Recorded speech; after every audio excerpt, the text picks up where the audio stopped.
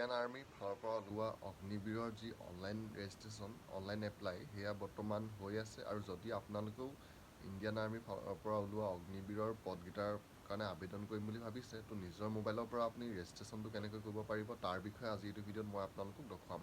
তো নিজৰ মোবাইলৰ পৰা ৰেজিষ্ট্ৰেশ্যনটো কৰিবলৈ হ'লে প্ৰথম আপোনালোকে ইণ্ডিয়ান আৰ্মিৰ যোনটো অফিচিয়েল ৱেবছাইট আছে আপোনালোকে সেই ৱেবছাইটটোলৈ আহিব লাগিব আৰু এই ৱেবছাইটটোত অহাৰ পিছত আপোনালোকৰ সন্মুখত এনেদৰে ওলাব জইন ইণ্ডিয়ান আৰ্মি। তো ইয়াত আপোনালোকে কেপচাৰটো দি এণ্টাৰ ৱেবছাইটৰ যোনটো অপশ্যন আছে ইয়াত আপোনালোকে ক্লিক কৰিব আৰু ইয়াত ক্লিক কৰাৰ লগে লগে পিছৰ পেজটো আপোনালোকৰ সন্মুখত এনেদৰে আহিব। তো ইয়াত আপোনালোকে যিহেতু এইবাৰ প্ৰথম এপ্লাই কৰিবলৈ আহিছে সেইকাৰণে আপোনালোকে কি কৰিব অলপ তললৈ যাব আৰু তললৈ গৈ আপোনালোকে প্ৰথম ৰেজিষ্ট্ৰেশ্যনটো কৰিব লাগিব। তো ৰেজিষ্ট্ৰেশ্যনটো কৰিবলৈ হ'লে ইয়াত আপোনালোকে এটা অপশ্যন পাব ৰেজিষ্ট্ৰেশ্যন বুলি। তো আপোনালোকে ইয়াত ৰেজিষ্ট্ৰেশ্যনত ক্লিক কৰিব আৰু ৰেজিষ্ট্ৰেশ্যনত ক্লিক কৰাৰ পিছতহে আপোনালোকে লগ ইন কৰি এপ্লাই কৰিব পাৰিব।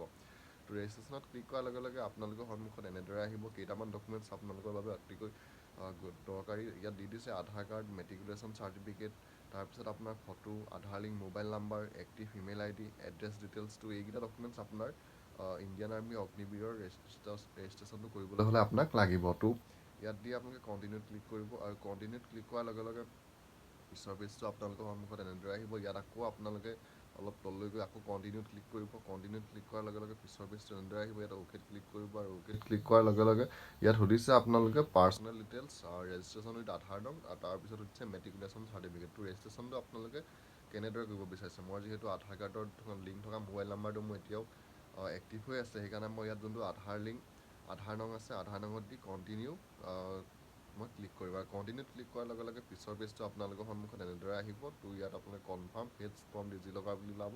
তো ইয়াত অ'কেত ক্লিক কৰিব। অ'কেত ক্লিক কৰাৰ লগে লগে আপোনালোকৰ ইয়াত প্ৰথম আধাৰ কাৰ্ডৰ নাম্বাৰটো দিবলৈ আহিব আৰু আধাৰ কাৰ্ডৰ নাম্বাৰটো দি আপোনাৰ কেপচাৰটো দি নেক্সটত ক্লিক কৰিব আৰু নেক্সটত ক্লিক কৰাৰ লগে লগে আপোনাৰ যোনটো আধাৰ লিংক মোবাইল নাম্বাৰ তাত এটা OTP যাব আৰু সেই OTPটো দি আপোনালোকে আকৌ কণ্টিনিউত ক্লিক কৰিব। কণ্টিনিউত ক্লিক কৰাৰ লগে লগে পিছৰ পেজটো আপোনালোকৰ সন্মুখত এনেদৰে আহিব। তো ইয়াত আপোনালোকে এলাউড ক্লিক কৰিব আৰু এলাউড ক্লিক কৰাৰ লগে লগে পিছৰ পেজটো আপোনালোকৰ সন্মুখত এনেদৰে আহি যাব। ডিজিলকাৰ যোনটো আপোনাৰ ভেৰিফাই হয় সেইটো ইয়াত সম্পূৰ্ণ হৈ গৈছে। এতিয়া আপোনালোকে ইয়াত প্ৰথম ডমিচাইল ষ্টেটটো আপোনাৰ নিজৰ ষ্টেটখনৰ নাম দিব তাৰপৰা আধাৰ কাৰ্ডৰ নাম্বাৰটো ইয়াত আহি গৈছে আপোনাৰ কেণ্ডিডেট নেমটো আহি গৈছে তাৰপৰা সুধিছে if your name in Aadhaar card is same as matriculation তো চাৰ্টিফিকেটটো আপোনাৰ আধাৰ কাৰ্ডত থকা নামটো মেট্ৰিকুলেশ্যন চাৰ্টিফিকেটত একেই আছেনে নাই ইয়াত সুধিছে। যদি একেই আছে আপোনালোকে য়েছ দিব আৰু যদি নামটো চেঞ্জ কৰিছে তেতিয়া আপোনালোকে নোত ক্লিক কৰিব। তাৰপিছত তললৈ আহিব আৰু তললৈ আহি পানি আপোনালোকে ইয়াত তললৈ আহিলে এটা অপশ্যন পাব ইয়াত আপোনাৰ ফাদাৰ্ছ নেমটো আধাৰ কাৰ্ডত যেনেদৰে আছে ঠিক তেনেদৰে ইয়াত আহি যাব।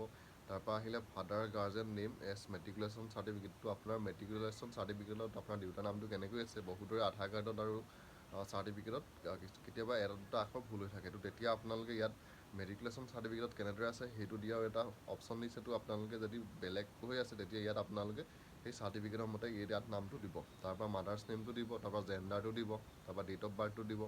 তাৰপিছত সুধিছে is your DOB is Aadhaar is same as matriculation.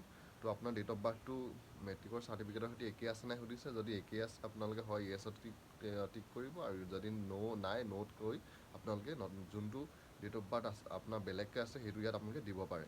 তো এইখিনি দি হোৱাৰ পিছত আপোনালোকে তললৈ আহিব। তলত আপোনাৰ যোনটো ইমেইল ID হয় ইমেইল IDটো দিব আৰু ইমেইল ID আপোনালোকৰ যোনটো মোবাইলত লগ ইন থাকে সেইটো ইমেইল ID দিব যিহেতু ইমেইল IDটো দিয়াৰ পিছত আপোনাৰ ইমেইলত এটা OTP যাব আৰু OTPটো আপোনালোকে ভেৰিফাই কৰিলেহে ৰেজিষ্ট্ৰেশ্যনটো হ'ব।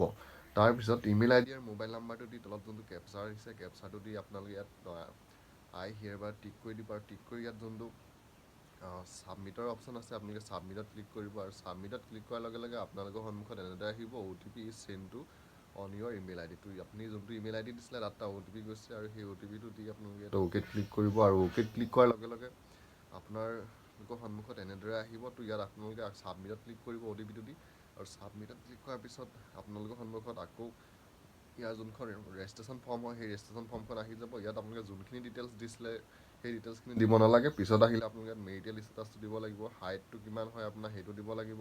তাৰপিছত আহিলে আপোনাৰ ডমিচাইল ডিষ্ট্ৰিক্ট তাৰপিছত ডমিচাইল তহচিল সেইকেইটা আপোনালোকক কি পৰে এইকেইটা আপোনালোকে ইয়াত চিলেক্ট কৰি দিব। এইকেইটা দি হোৱাৰ পিছত আকৌ আপোনালোকে অলপ তললৈ আহিব আৰু তলত আপোনালোকে ইয়াত সুধিছে মেৰিটেল ষ্টেটাছ তাৰপিছত হাইটটো যিহেতু দিয়া হৈ গ'ল। তাৰপিছত সুধিছে কোৱালিফিকেশ্যন ক'ৰ্চ তো আপোনালোকে এতিয়া কি পঢ়ি আছে মেট্ৰিক পাছ কৰিলে নে পঢ়ি আছে ইয়াত আপোনালোকে দিব লাগিব। হায়াৰ ছেকেণ্ডেৰী পাছ কৰিলে নে পঢ়ি আছে সেইটো আপোনালোকে ইয়াত দিব লাগিব। মই এতিয়া মেট্ৰিক পাছ দিছোঁ যাৰ কৰি আছোঁ তেওঁ পাছ কৰিছে কাৰণে পাছ দিলোঁ। তাৰপিছত মেট্ৰিকুলেশ্যন বৰ্ড তো মেট্ৰিকৰ বৰ্ডখন কি হয় সেই বৰ্ডখন ইয়াত দিব লাগিব। তাৰপিছত মেট্ৰিকুলেশ্যনৰ যোনটো ৰোল নাম্বাৰ হয় সেই ৰোল নাম্বাৰটো আপোনালোকে ইয়াত দিব। তাৰপিছত আৰ ইউ ৰিমেইনিং কেণ্ডিডেট, ইয়াত সুধিছে, ইয়াত আপোনালোকৰ চাই মেলি আপোনালোকে ইয়াত পূৰাই ল'ব। তাৰপৰা ইয়াত যোনটো পাছপৰ্টৰ অপশ্যন আছে আপোনালোকে পাছপৰ্টটো ইয়াত দিব লাগিব। তাৰপৰা কনফাৰ্ম পাছপৰ্টটো দিব, তাৰপৰা কেপচাৰ ক'ডটো দিব, আৰু কেপচাৰ ক'ডটো দি আপোনালোকে ছাবমিটত ক্লিক কৰি দিব। আৰু যেতিয়াই আপোনালোকে এই ডিটেইলছখিনি দি ছাবমিটত ক্লিক কৰি দিব, তেতিয়াই আপোনাৰ যোনটো ইণ্ডিয়ান আৰ্মি অগ্নিবীৰৰ অনলাইন ৰেজিষ্ট্ৰেশ্যন হয় সেয়া আপোনাৰ মোবাইলত আপোনাৰ ইয়াত সম্পূৰ্ণ হৈ যাব।